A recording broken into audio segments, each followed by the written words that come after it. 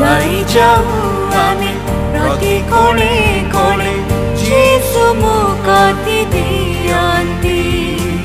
କହି ଯାଉ ଆମେ ପ୍ରତି କାନେ କାନେ ଯୀଶୁ ହିଁ ଶାନ୍ତି ଦିଅନ୍ତି।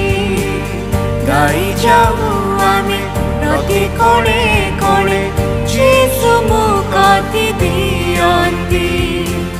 କହି ଯାଉ ଆମେ ପ୍ରତି କାନେ କାନେ ଯୀଶୁ ହିଁ ଶାନ୍ତି ଦିଅନ୍ତି। প্রিয় শ্রোতা বন্ধু, প্রভু শ্রীখ্ରୀষ্টଙ୍କ ପବିତ୍ର ନାମରେ ଆପଣଙ୍କୁ ଶୁଭେଚ୍ଛା।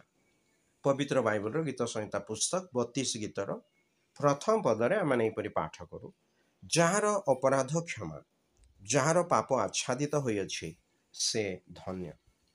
ଇସ୍ରାଏଲର ଦ୍ୱିତୀୟ ରାଜା ଦାଉଦ ଏହି ଗୀତର ଲେଖକ। ବାସ୍ତବରେ ଦାଉଦ ବ୍ୟଭିଚାର ଭଳି ଏକ ଭୟଙ୍କର ପାପ କରିଥିଲେ। ବ୍ୟକ୍ତିଗତ ଜୀବନର ଏହି ପାପ ତାଙ୍କୁ ଅସ୍ତବ୍ୟସ୍ତ କରି ରଖିଥିଲା।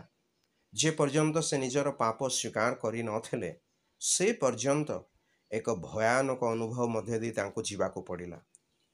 ଏହି କଥା ସତ୍ୟ ଯେ ମନୁଷ୍ୟ ନିଜର ପାପ ସ୍ୱୀକାର କରିବାକୁ ସାହସ କରେ ନାହିଁ, ଯାହା ତାର ଅନ୍ତରାତ୍ମାକୁ ନଷ୍ଟ କରିଥାଏ ଏବଂ ସେ ନିଜର ଶାନ୍ତି ଓ ଖୁସି ହରାଇଥାଏ।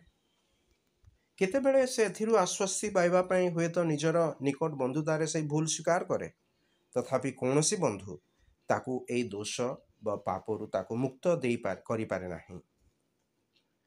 କେବଳ ଜଣେ ବନ୍ଧୁ ଅଛନ୍ତି ଯାହାଙ୍କ ନିକଟରେ ମଣିଷ ନିଜର ପାପ ସ୍ୱୀକାର କରି କ୍ଷମା ପ୍ରାପ୍ତ ହୋଇପାରେ, କାରଣ କେବଳ ସିଏ ମଣିଷର ପାପ କ୍ଷମା କରିବାର ଅଧିକାର ଧାରଣ କରନ୍ତି।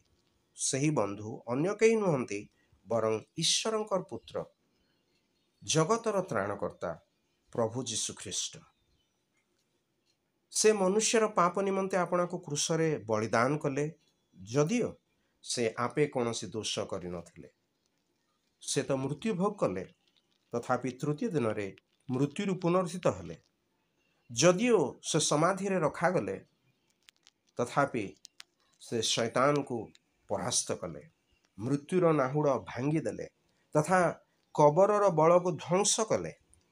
ଯିଏ ତାହାଙ୍କ ଠାରେ ବିଶ୍ୱାସ କରେ ଓ ବିଶ୍ୱାସରେ ତାହାଙ୍କ ନିକଟକୁ ଆସେ, ସେ ତାହାକୁ ଅନନ୍ତ ଜୀବନ ଦିଅନ୍ତି।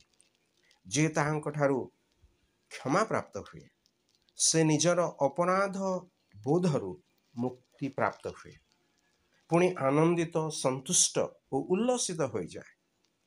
ଏହିପରି ବ୍ୟକ୍ତି ଧନ୍ୟ ଅଟେ। ଆପଣ ପାପ କ୍ଷମାର ଆଶୀର୍ବାଦ ପାଇବାକୁ ଚାହାନ୍ତି ନାହିଁ କି?